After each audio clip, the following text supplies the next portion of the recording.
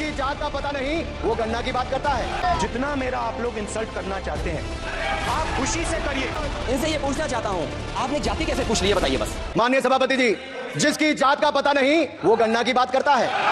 RG1 ने OBC को आरक्षण देने का विरोध किया था। माननीय मंत्री जी, जितना मेरा आप लोग इंसल्ट करना चाहते हैं आप खुशी से करिए, आप रोज करिए, मगर एक बात मत भूलिए, जाति जनगणना को हम यहाँ पास करके दिखाएंगे। धन्यवाद। करिए सर, उधार की बुद्धि से राजनीति नहीं चलती है। उधार की बुद्धि से राजनीति नहीं चलती है। यहाँ पर्ची लेने से काम नहीं चलता है। आप बोल के हट जाओ, फिर पर्ची आती, फिर बोलते हो। सभापति महोदय, इनसे ये पूछना चाहता हूँ, आपने जाति कैसे पूछ ली है, बताइए बस। आप जाति कैसे पूछ सकते हैं? आप बताएं, जाति कैसे पूछ सकते हैं? आप पूछ सकते हो जाति को? आप जाति कैसे पूछो तुम?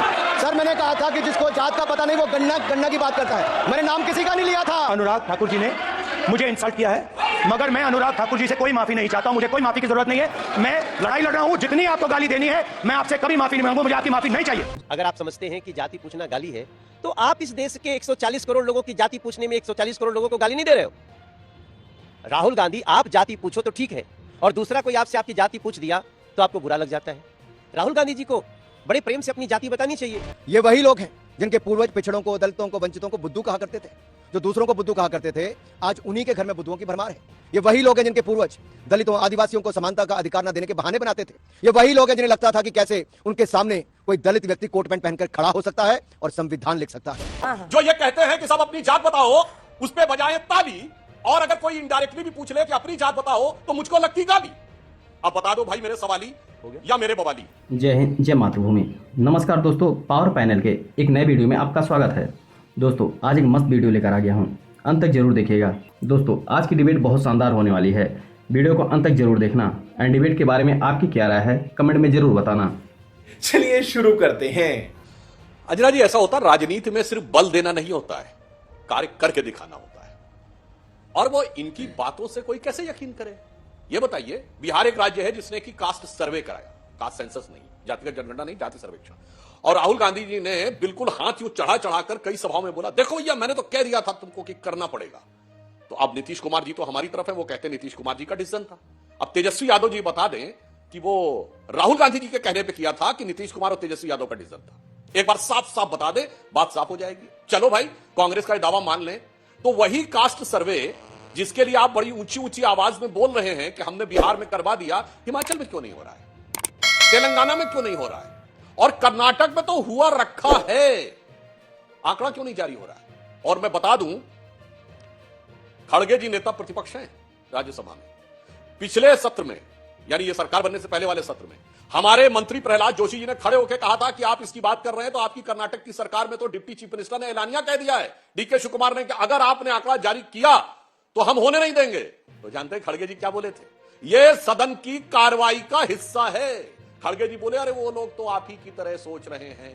तो उन्होंने कहा, मतलब क्या है आपका कहने का? नहीं, मतलब उन लोगों की सोच और आपकी सोच अलग है। गजब है साहब, आपका डिप्टी चीफ मिनिस्टर एलानिया कह रहा और राहुल गांधी जी में यह क्षमता नहीं है, मैं थोड़ा वो हैसियत वर्ड नहीं कहना चाहता, उनका स्टेचर नहीं है कि वो डीके शिव कुमार जी के अगेंस्ट बोल के दिखा दें, क्योंकि उन्होंने एलानिया। इसलिए मैं कहता हूं, बात करना और कर कुछ नहीं पाना। 2011 में हुआ था सेंसस, क्यों नहीं 14 तक जारी किया था? अगर आपको इतना था। और मैं फिर एक और बात कह दूं, राहुल गांधी जी कह रहे उनका अपमान है। नहीं साहब, उनका अपमान नहीं, आपने अपने पुरखों का अपमान किया है। कोई जाके देख ले, सितंबर 1990 में राजीव गांधी जी ने फ्लोर ऑफ द हाउस पे कहा कि कांग्रेस पार्टी जात पात पे विश्वास नहीं करती। सुरेंद्र राजपूत जी चाहे जितना हंस लें, मैं करोड़ों दर्शकों से कहता हूं, जाइए अभी खोलिए संसद की कार्रवाई और देखिए। उन्होंने कहा था कि ये जो निर्णय है मंडल के विरोध में, उन्होंने कहा कि ये अंग्रेजों के जमाने के कम्युनल अवार्ड की तरह है। और उन्होंने कहा कांग्रेस पार्टी का नारा है, जात पे ना पात पे, मोहर लगेगी हाथ पे। ये सदन की कार्रवाई में बोला, जो अनुराग ठाकुर जी ने कहा RG1। तो राहुल गांधी जी आप किसका अपमान करें? कहे मेरे बाप गलत थे। उसके बाद इंदिरा जी, जात पे ना पात पे, इंदिरा जी की बात पे मोहर लगेगी हाथ पे, कहे मेरी दादी गलत थी। और जातिगत जनगणना रोकी किसने? नेहरू जी ने 1951 में, और 51 में कॉन्स्टिट्यूएंट असेंबली का डिसीजन था, सरकार 52 के बाद बनी है। तो कहे नेहरू जी गलत थे। और 61 में नेहरू का सारे मुख्यमंत्रियों को दिया गया वो लेटर अवेलेबल है, जो कि selected works of Jawaharlal Nehru में उनके साइन से है कि मैं किसी भी प्रकार के आरक्षण के विरुद्ध हूं, पर्टिकुलरली जब सर्विसेज में आता है, क्योंकि ये कम करता है। तो ये बताइए, अपमान कौन कर रहा है? अपमान राहुल गांधी जी का नहीं हो रहा है। राहुल गांधी जी, नेहरू जी, इंदिरा जी और राजीव जी का अपमान कर रहे हैं, जिस पार्टी का कभी नारा होता था जात पे ना पात पे, इंदिरा जी की बात पे मोहर लगेगी हाथ पे, आज ऐसा नेतृत्व आया है जिसने अपने पुरखों की बात को रख के लात पे पार्टी ले आए फुटपाथ पे। हमारे तो बिल्कुल नारे यही होंगे कि जात पे ना पात पे, इंदिरा जी की बात पे मोहर लगेगी हाथ पे, चूंकि ये वोट लेने की बात है। लेकिन हां, वोट लेना और सामाजिक परिवर्तन करना ये दोनों चीजें अलग अलग हैं। अगर आप इन चीजों को नहीं समझ सकते हैं तो सुधांशु जी माफ कीजिएगा, आपको राज्यसभा में रहने का कोई हक नहीं है। जिस तरीके से आप कुतर्क कर रहे हैं, आप इतने विद्वान प्रवक्ता होते हुए कुतर्क कर रहे हैं और इस ऐसा लेम एक्सक्यूज दे रहे हैं जिस लेम एक्सक्यूज की कोई आवश्यकता नहीं है। अनुराग ठाकुर ने तो किसी का नाम नहीं लिया था। उन्होंने कहा जिसकी जात का नहीं पता वो गणना की बात करते हैं। तो उड़ता तीर किसने पकड़ लिया अपने ऊपर? इसके लिए एक हिंदी में कहावत होती है, शब्दशः ना लिया जाए, मैं किसी व्यक्ति के लिए नहीं कह रहा हूं, कैविएट लगा बोल रहा हूं, कि चोर की दाढ़ी में तिनका। उन्होंने किसी का नाम नहीं लिया, क्यों कोई खड़ा हो गया? अब जैसे सुरेंद्र जी आपने कहा, मैं तो कहना चाहता हूं राहुल गांधी भारत के इतिहास के इकलौते नेता हैं जिनकी ऑफिशियल प्रेस कॉन्फ्रेंस में कांग्रेस ने जाति नहीं गोत्र भी बताया है। तो क्यों नहीं खड़े होकर उन्होंने कह दिया कि मैं दत्तात्रेय गोत्र का कुर्ते के ऊपर जनेऊ पहनने वाला कौल ब्राह्मण हूं, क्योंकि अब कुर्ता भी छोड़ दिया है, जनेऊ भी छोड़ दिया है, अब आ गए हाफ टी शर्ट के ऊपर, और अब ईश्वर के नाम की शपथ भी नहीं ली है इस बात। इसलिए कहते हैं राजनीति में विश्वसनीयता का, मैं आपसे जिम्मेवारी से कहता हूं सुधांशु जी, तथ्यात्मक बात करिए। नहीं व्यक्तिगत तथ्यात्मक बात करिए। इसमें गाली की बात कहां से हो गई? मैं पूछना चाहता हूं। वैसे तो वो दो नाम जो हैं इतने भारी दो आघात कर गए हैं, वो यहां टीवी पे दिखाई पड़ रहा है, परंतु मैं क्रमवार सारे लोगों ने जो बोला उनका जवाब देता हूं। प्रियंका जी ने कहा कि डिफरेंट इंस्टीट्यूशंस में अगर कुछ लोगों का प्रतिनिधित्व नहीं है तो उन्हें करना चाहिए, बहुत अच्छी बात है।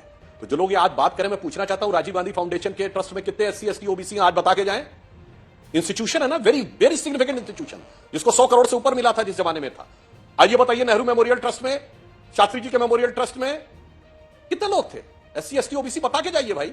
National advisory council, the super cabinet which is being created over and above the cabinet, SC ST OBC का नाम बता के जाइएगा। लगे ना कि चैरिटी बिगिंस एट होम, यहां पे तो मैं गाली की बात नहीं कर रहा हूं, मैं तो फैक्चुअल बात कर रहा हूं। और मैं दर्शकों से कहता हूं, 16 मई 2014 को जिस दिन डॉक्टर मनमोहन सिंह ने अपनी कैबिनेट से इस्तीफा दिया, कैबिनेट में कितने OBC थे? 3 के नाम बता के जाइए तो समझ में आता है। इसे कहते हैं कि कहना कुछ और करना कुछ और, ये शुद्ध राजनीति 100%। ना आज कर रहे हैं ना तब किया था। सुनिए, ना आज कर रहे हैं राज्यों में ना तब किया था, अपने संस्थानों में भी नहीं कर रहे हैं, मगर इसके बावजूद आके भाषण दे रहे हैं। अब जो आशुतोष जी ने बोला, आशुतोष जी समाजवादी पार्टी में मैं इनको अपेक्षाकृत सबसे सभ्य और संभ्रांत रूप में बहस करते हैं, इन्होंने बड़ी अच्छी बात कही। 10% लोगों ने जो कंट्रोल किया है, असमानता का वितरण है। बिल्कुल, आजादी के समय एक वर्ग था 10%, और अगर मैं आज पूछूं कि जो देश की संपत्तियों का वितरण किसके पास है, देश में सबसे ज्यादा जमीन सरकार के बाद किसके पास है? मुस्लिम वक्फ बोर्ड के पास, वो जो 10% था। चुनौती से कहता हूं, एक जाति बता दीजिए जिसके पास 10% जमीन हो, और ये सरकार ने नोटिफिकेशन करके वो जमीनें दी हुई हैं। और वो ये वोट बैंक का मामला ना, सियासत के तराजू पर तौला जाता है, नहीं ये जात इंपॉर्टेंट है कि नहीं ये वाला। जब उन्हें लगता है ये इंपॉर्टेंट है तो 2011 में जामिया मिलिया में SC ST OBC का आरक्षण सरकार ने समाप्त कर दिया, SC ST OBC का। अलीगढ़ मुस्लिम यूनिवर्सिटी में 1981 में सारा SC ST OBC का समाप्त करके मुस्लिमों को दे दिया। एक ही मुस्लिम डोमिनेटेड स्टेट थी जम्मू कश्मीर, जहां SC ST OBC को आरक्षण नहीं था। अगस्त 2019 में धारा 370 समाप्त होने के बाद मिला, और अंजना जी ये फितरत आज तक चल रही है। पश्चिम बंगाल की सरकार ने 91 जातियां ऐड की OBC में, जिसमें 85 मुस्लिम। वो तो भला हो, मोदी जी ने संवैधानिक दर्जा दे दिया है OBC कमीशन को। जब पिछड़ा वर्ग आयोग ने सवाल पूछा तो वो जवाब देते नहीं बन पा रहे हैं, तब भी SC ST OBC का वो बड़ा वाला वोट बैंक। तो मैं पूछना चाहूंगा, आज संपत्ति का वितरण बता के जाइए आशुतोष जी। ये 10% लोग जो उस समय थे, जो अब 20% हो गए हैं, इनके पास भारत में सबसे ज्यादा संपत्ति कैसे है, मुझे बता के जाइएगा। और वो भी सरकार ने दी है। OBC के किसी कम्युनिटी को क्यों नहीं दी है? SC के लोगों को क्यों नहीं दी है, मुझे बताइए। बड़ी मजेदार बात है, आपने देखा प्रियंका जी ने तो बाला साहब ठाकरे की बात काट दी, जवाब नहीं दिया। उन्होंने कहा हम जातिगत जनगणना के पक्ष में, इन्होंने कहा हम धर्म में विश्वास नहीं करते। बाला साहब ठाकरे तो हिंदू हृदय सम्राट बने जाते थे। गजब का वक्त बदलता है साहब। बस एक ही लाइन में कहना चाहूंगा कि सुबह तक शाम तक सुबह की नजरों से उतर जाते हैं, इस कदर समझौतों पे जीते हैं कि जमीर ही मर जाती है। बाकी मैं कुछ नहीं कहना चाहता, अपने आप समझ सकते हैं। जो मैंने बोला, चारों प्रवक्ताओं ने जो बोला, अपने आप दर्शक। वीडियो को अंत तक देख लिया होगा आपने, उम्मीद करता हूँ वीडियो पसंद आई होगी। इसी तरह की डिबेट वीडियो के लिए वीडियो को लाइक और चैनल को सब्सक्राइब जरूर करें, और वीडियो के बारे में आपका क्या राय है कमेंट में जरूर लिख कर जाना। मिलते हैं एक नए ज्वलंत मुद्दे पर। जय हिंद।